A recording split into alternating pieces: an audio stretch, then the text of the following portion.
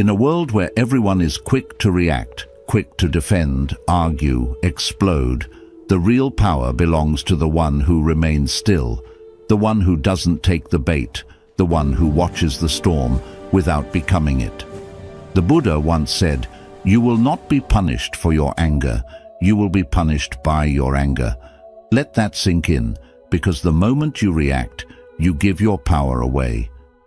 But when you master the mind, when you train yourself to respond with silence instead of rage, no one can control you. Not with words, not with chaos, not with fear. This is the essence of Buddhist wisdom, to rise so far above the noise that nothing can touch your peace. And in this video, I'm going to share with you 7 powerful lessons that will train your mind to do exactly that. If you're tired of being triggered, if you want to become untouchable, unshakable, and deeply calm, then listen closely, because once you understand this, you'll never react the same way again. 1. Detachment is the key to inner power. In this world, most people live like leaves in the wind, tossed around by opinions, emotions, and circumstances they cannot control. One harsh word from someone and their entire mood collapses. One small failure and they begin to question their worth. This happens because they are attached to approval, success, comfort, reputation, and outcomes. Buddhism refers to this as upadana, which means clinging or grasping. It's this mental and emotional clinging that becomes the root of suffering. The Buddha taught that suffering doesn't come from what happens to you, but from how tightly you cling to what you want to happen. You cling to being liked, to being right, to being in control. And every time life does not meet your expectations, your peace is shattered. Why? Because your happiness was never truly yours.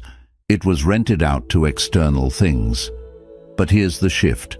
When you begin to practice detachment, not from love or compassion, but from expectations and control, something remarkable happens. You realize that nothing outside of you has the power to disturb your inner stillness, unless you give it that power. Detachment doesn't mean you stop caring. It means you care deeply, but with wisdom. You show up with love. You act with intention, but you no longer tie your identity to the result. Whether someone praises you or insults you, it doesn't move you. Whether you win or lose, it doesn't define you. Your center remains still. This is not coldness, this is clarity. Because when you stop reacting emotionally to everything, you create space. And in that space, peace grows. When you truly detach, you become like a tree in a storm, rooted, calm, and unshaken. If someone insults you, you don't need to respond. You smile because you understand. Their words are a reflection of them, not you. If someone praises you, you smile the same way, because you know your value was never based on what anyone thought in the first place. This is inner power. The person who no longer depends on anything external to feel okay becomes untouchable. You don't react, you don't resist. You observe, you breathe, you let go, and in that letting go, you stop being controlled by the world and start mastering yourself. That's when true peace begins. And from that peace, unshakable power rises. 2. Observe, don't absorb. One of the greatest skills Buddhism teaches is the art of watching without reacting. Life constantly throws emotions, words, and energies at you, some pleasant, many unpleasant. People project their pain, their insecurities, their anger. Situations arise that seem unfair or frustrating. And in those moments, most people absorb everything. They carry it in their chest, let it swirl in their minds, and soon they become what they were reacting to. They get angry because someone else was angry. They feel heavy because someone else dumped their negativity on them. But here's the truth. You don't have to absorb the energy around you. You can observe it and let it pass. Buddhist mindfulness practice especially through Vipassana meditation, trains your mind to become like a still lake. No matter what drops into it, a stone, a leaf, a storm, it creates ripples, yes, but it always returns to stillness. In the same way, your mind can witness what's happening without becoming what's happening.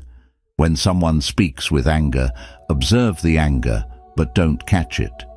See it for what it is, a temporary wave passing through their own suffering.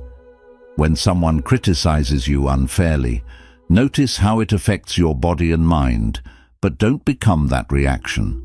Breathe, watch, let it rise and let it fall. You are not your thoughts. You are not your emotions. You are the awareness behind them, the silent observer that remains steady no matter how loud the mind becomes.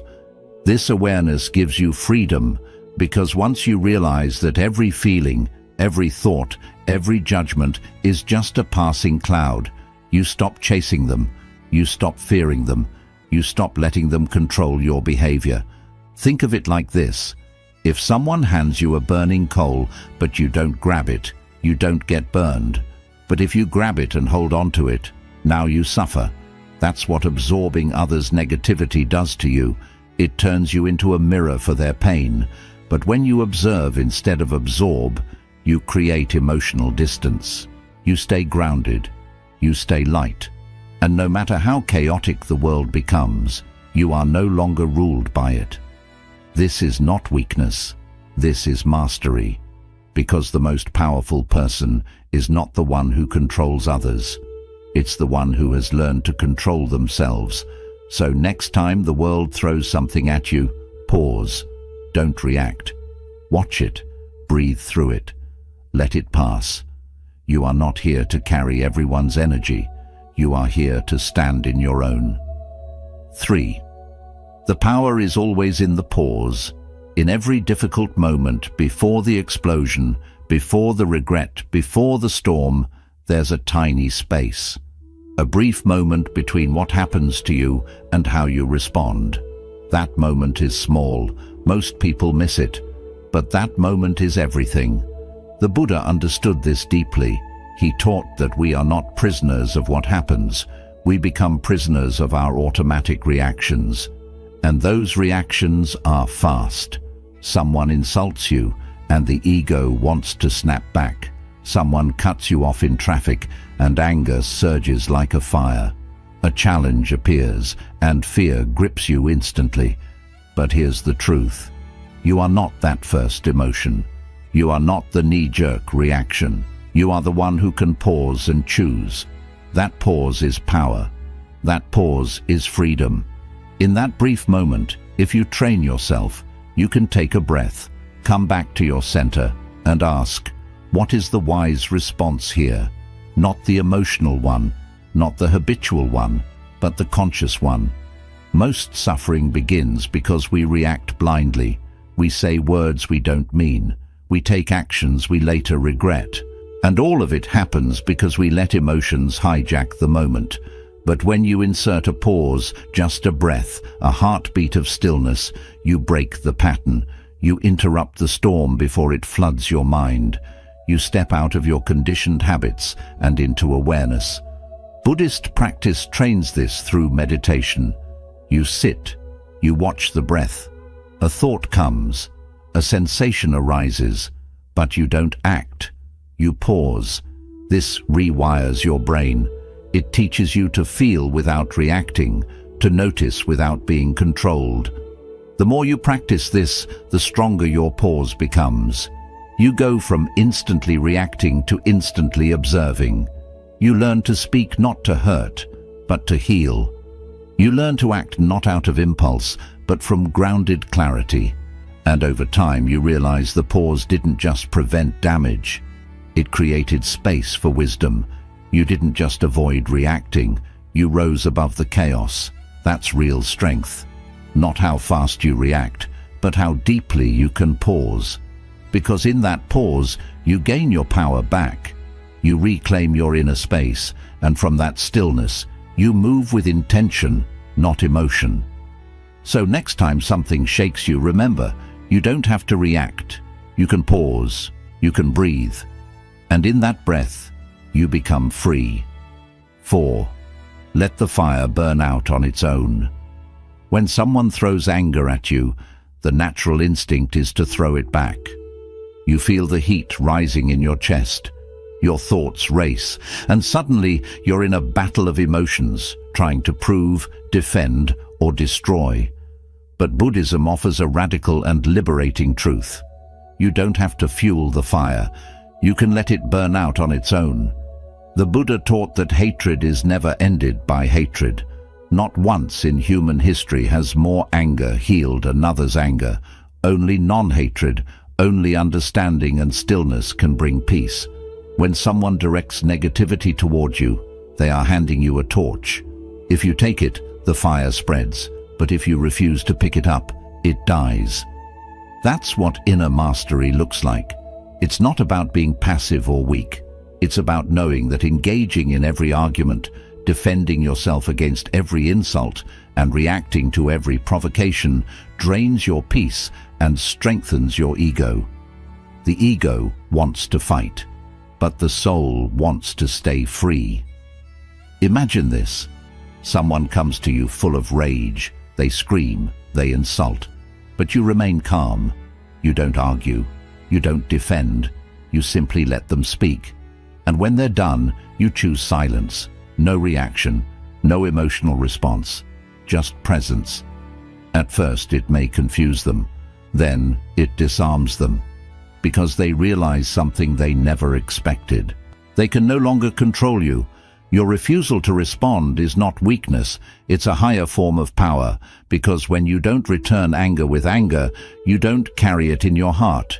You stay light, you stay free. Think of it like this. If someone hands you a heavy rock and you refuse to carry it, who holds the burden? They do. That's exactly what happens with emotional fire. If you don't pick it up, it stays with them and slowly extinguishes on its own. Letting the fire burn out also protects your mind. Every reaction you make strengthens a habit in the brain. If you keep responding to negativity with more negativity, you train yourself to be reactive, angry, and unstable. But if you consistently choose calmness and space, you rewire your mind for peace, for wisdom, for control. You become like a stone temple in the middle of a storm. No matter how hard the wind blows, it cannot be moved. That's who you're becoming. A person whose peace can't be disturbed because you've learned that your energy is sacred and you refuse to waste it on meaningless fires. So next time someone tries to pull you into their drama, ask yourself, is it worth my peace? Do I need to light my own soul on fire just to win this moment? The answer is no. Stay quiet, stay centered. Let their fire burn out while you remain untouched by the flames, because your peace is not something they can take. It's something you protect with your silence, your awareness, and your refusal to be moved. 5. Silence is the language of the wise. In a world where noise is constant, opinions are loud, and everyone seems to be in a race to be heard, silence has become rare and powerful. Buddhism teaches us that silence is not simply the absence of words. It is the presence of deep awareness. It is the space where wisdom lives. In the Dhammapada, it is written, "Better than 1,000 hollow words is one word that brings peace." And sometimes even that one word is unnecessary. The person who has mastered silence doesn't need to explain themselves. They don't need to fight for attention or prove their worth or out-talk anyone. They speak when it is necessary. They stay silent when it is wise. And when they do speak, their words carry weight because they are rooted in clarity, not reaction. You see, when you speak from a place of ego, you often say things that bring regret. You say too much. You defend too hard. You argue too long. You lose your peace just to win an argument that in the end didn't matter. But when you begin to cultivate inner silence, you realize that not every action deserves a response. Not every opinion needs a reaction. Not every insult needs to be answered. This doesn't mean you allow people to walk over you. It means you have become so secure within yourself that you no longer feel the need to prove anything. You realize that your worth is not found in how loud your voice is, but in how steady your spirit remains. Silence is not weakness. Silence is control. It is the ability to stay grounded when provoked. It is the decision to not let external chaos stir your internal peace. When someone attacks you with words, you are faced with two choices. You can react, defend, and fire back, playing the same game of ego. Or you can remain silent, not out of fear, but out of deep understanding, because you know their words are a reflection of them, not you. And here is where silence becomes your armor. Imagine someone shouting at you, trying to provoke you, expecting you to break. But you say nothing. You look at them, not with hate, not with arrogance, but with complete stillness. That stillness speaks louder than any words could. It says, "I do not fear you. I do not need your validation. And I will not give you the power to control my state of mind." That is power. That is spiritual maturity. And that is the language of the wise. The Buddha himself was a master of silence. He would sit quietly when questioned by those who wanted to trap him with words. He knew engaging with ignorance often fuels it. Silence, on the other hand, often dissolves it.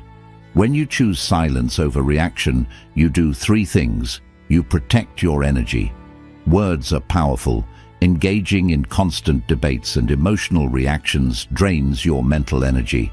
When you stay silent, you save that energy for what truly matters. Your inner growth, your peace, your purpose. You gain clarity. In silence, you can observe clearly. You can see the situation for what it really is. You can notice your own emotional response before it explodes. And when you do choose to speak, your words come from wisdom, not from wounds. You break the pattern. Most people expect a reaction. They thrive on conflict. Your silence short-circuits their control. It leaves them confused, powerless. They cannot play with someone who refuses to enter the game. This is why monks, sages, and wise masters throughout history have embraced silence. Not just as a practice, but as a way of life. Because silence is healing. Silence is discipline. Silence is strength in its purest form. And here's something powerful. Silence isn't only about not speaking to others. It's about learning to be silent with yourself. How often do we drown in mental noise, judging ourselves, worrying, reliving the past, fearing the future? True silence is when your thoughts no longer control you, when your mind becomes still like a calm lake, and your awareness simply observes without fear, without craving, without noise. That kind of silence is not just powerful, it's transformational. So if you truly want to become untriggerable, if you want to live from a place of deep peace, begin with this practice. Don't rush to speak. Don't respond out of impulse. Breathe. Pause. And ask yourself, is this silence more powerful than anything I could say right now? Most of the time, it is. Because silence doesn't mean nothing is happening. Silence means everything is happening internally. It's in that silence that you grow. It's in that silence that you heal. And it's in that silence that you discover the power you've always had, but were too distracted to notice. 6. Acceptance ends all suffering. At the heart of Buddhist wisdom lies a truth that many struggle to face. Suffering is not caused by what happens to us, but by how we resist what happens. We suffer not because life is difficult, but because we believe it shouldn't be.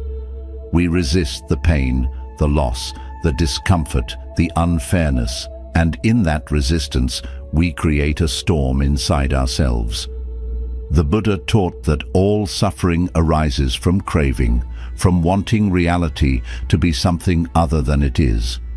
We crave certainty in an uncertain world. We crave comfort in a world that constantly shifts. We crave control in a universe that owes us none. But life will not always go according to your plan. People will hurt you, dreams will break, health will fade, loved ones will leave, and no amount of control, worry, or resistance will change that. That's why acceptance isn't weakness. Acceptance is liberation. Now let's be clear. Acceptance does not mean you like what's happening. It doesn't mean you approve of injustice, betrayal, or failure. It means you stop fighting reality with your mind. You let go of the mental war that keeps you stuck, bitter, and exhausted. When something painful happens, your first instinct might be to say, "This shouldn't be happening." But that thought alone doubles your suffering. You feel the pain of the event and the pain of resistance. Acceptance, on the other hand, is saying, "This is what is. I don't have to love it, but I don't have to fight it either." Imagine you're caught in the rain with no umbrella. You can scream at the sky, curse the clouds, and get angry about being wet. Or you can breathe, feel the raindrops, and simply walk. Either way, you're getting wet. But only one path brings peace. This is what Buddhist acceptance looks like. It's an internal surrender to the truth of the moment. Not because you're giving up, but because you're waking up. You're waking up to the reality that resisting the present moment only deepens your suffering. You're waking up to the understanding that peace doesn't come from changing what is, but from being at peace with what is. This doesn't mean you stop striving. It means you stop arguing with life as it unfolds. You do what you can. You change what is within your control, but you no longer poison your soul with rejection of what's beyond it. Acceptance also frees you from people's behavior. You can't control how others act. People may disrespect you, misunderstand you, or mistreat you. You could spend your life trying to fix them, or you could accept who they are and set clear boundaries from a place of peace, not rage. When you accept others as they are, not in resignation, but in recognition, you take back your emotional power. You stop needing them to behave a certain way to be okay. You stop being controlled by their actions and instead live from a place of inner stability. Even with yourself, acceptance is the first step to transformation. You can't change what you haven't accepted. You can't heal from something you're still denying. Accept your flaws, your mistakes, your shadows. Not because you want to stay there, but because only from full awareness can you begin to evolve. And here's the beautiful paradox. The moment you stop resisting your pain, it begins to soften. The moment you stop running from your fear, it begins to lose its grip. The moment you say, "This is how it is right now," you create space for peace to enter. Acceptance isn't the end. It's the beginning. It's the moment you stop pushing and start flowing. You stop being a prisoner to outcomes and start becoming a master of your inner world. Let's take this deeper. When you accept life, you align yourself with reality. And in that alignment, things begin to shift. Not because you force them, but because you no longer block them with resistance. Peace, clarity, and strength arise naturally. You are no longer swimming upstream against life. You are flowing with it, adjusting with grace, moving with wisdom. This doesn't mean life gets easier. It means you get stronger. You are no longer shaken by every change, every loss, every discomfort, because you've stopped expecting the world to behave a certain way. You've stopped needing the moment to be perfect in order to be at peace. So when something painful happens, instead of saying, "Why me?" try saying, "What now?" Instead of collapsing into resistance, rise into awareness. Breathe, feel, let it be. You don't have to like it. You don't have to stay in it. But you don't have to fight it either. Acceptance is your doorway to freedom. It doesn't erase the challenge, but it removes the suffering around the challenge. It opens your heart to clarity and shows you what's next without the noise of resistance clouding your mind. Because once you learn to accept what is, fully, openly, without judgment, you become the calm in the storm. You stop being a victim of circumstance. You stop being ruled by fear. And you begin to walk through life with the quiet confidence of someone who knows, I can handle whatever comes because I no longer need to fight it. That is real peace. And that peace is available to you right now. Not when life gets easier, but when you stop resisting it. 7. The compound effect of focused energy creating lasting change in your life.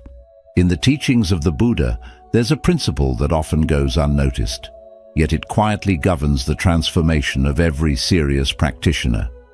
It is the principle of compounded attention, where small, consistent actions of the mind repeated over time lead to deep, irreversible change. In Buddhism, this is tied closely with the concept of bhavana, the cultivation of mental qualities through continuous practice. In simple terms, it means this: where you focus your energy, your life begins to move. And when that focus is stable, when it's calm and intentional, even the smallest inner efforts become incredibly powerful over time. But here's the challenge most people face. They scatter their energy everywhere. They get triggered by every comment, distracted by every notification, pulled by every emotional wave. Their attention jumps from past regrets to future fears, from social media to internal drama, from goals to doubt, from stillness to chaos every few minutes. This scattered attention is not just exhausting, it's powerless. It keeps your energy diluted, it keeps your mind reactive, it keeps your spirit restless. Buddhism teaches the opposite path. It says, pull your energy back, bring your attention to this moment, train it, sharpen it, focus it like a beam of light, and then direct that focused energy toward growth, peace, and clarity. This is not something you do once. This is something you do every day, with every breath, with every reaction you choose not to have, with every negative thought you observe instead of obey, with every act of stillness in the face of noise. And what happens over time is something beautiful and almost invisible. You begin to change from the inside out, not because you forced yourself, but because you cultivated yourself. Let's understand this deeply. Imagine a drop of water falling on the same stone every day. One drop seems meaningless, but drop after drop after drop, eventually the stone is reshaped. Your mind is the same. Each moment you return to awareness, you reshape it. Each time you choose presence over reaction, you strengthen your discipline. Each time you sit in silence instead of lashing out, you build inner power. These tiny shifts may feel small in the moment, but over time they compound. They create lasting change that becomes who you are, not because you're trying hard, but because you've trained well. This is what creates real transformation, not sudden motivation, not big declarations, but steady attention, quiet discipline, consistent mindfulness every day. And here's the miracle. The more you focus your energy inward, the more peace you feel outward. The more centered you become, the less the world can disturb you. And the more present you are, the more life begins to flow in harmony with your spirit. This is not about perfection. It's about alignment. You begin to live in sync with what matters most, your values, your inner truth, your path. Distractions lose their pull, triggers lose their power, and peace is no longer something you chase, it's something you embody. Now, some might ask, but what if I failed before? What if my focus slips? What if I lose control sometimes? The answer is simple. Begin again and again and again. That is the path of practice. Even great monks, even masters, have wandered in thought, stumbled in emotion, and slipped into old habits. But they returned. They brought their focus back. And with every return, they became stronger. You don't need to be perfect to change your life. You just need to be committed to coming back to your breath, to your center, to your practice. This kind of focused energy is not aggressive. It's not about forcing or pushing. It's about remembering again and again what truly matters and allowing your actions, your words, your thoughts to slowly align with that. Over time, your nervous system begins to relax, your reactions slow down, your breath deepens, and your presence becomes felt, not just by you, but by those around you. You become the kind of person whose calmness influences others, whose silence speaks louder than noise, whose energy doesn't shift with the wind. Because you've trained yourself, moment by moment, choice by choice, to become unshakable. That's the compound effect of focused energy, and that's what Buddhism teaches us. You don't need to conquer the world, you just need to conquer this moment fully, mindfully, intentionally, and then do it again. One breath at a time, one pause at a time, one act of presence at a time, because when you do, your entire life begins to shift. Not all at once, but deeply, lastingly, and beautifully. Now you understand, the goal is not to control the world. The goal is to master yourself. You don't need to win every argument. You don't need to react to every insult. You don't need to be understood by everyone or validated by anyone, because real peace, the kind that no one can shake, doesn't come from changing the outside. It comes from transforming the inside through detachment. You let go of the things that used to hold you down through observation. You learn to see clearly without being pulled by every wave through the pause. You reclaim your power before your emotions take control through non-reaction. You let the fires burn out without adding more flame. Through silence, you rise above noise and become a presence of still strength.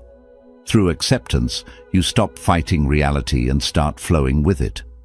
And through focused energy, you slowly and quietly reshape your entire life from the inside out. This is not an overnight transformation. It is a daily practice, a moment-to-moment return to stillness. But the more you walk this path, the more unshakable you become. People may still try to trigger you. Life may still test you, but you will no longer be ruled by it. You will observe it, you will understand it, and you will remain untouched by it. That is true freedom. That is real strength. So the next time life tries to pull you off center, remember you are the mountain, you are the silence, you are the space between stimulus and response. And in that space, nothing can touch you.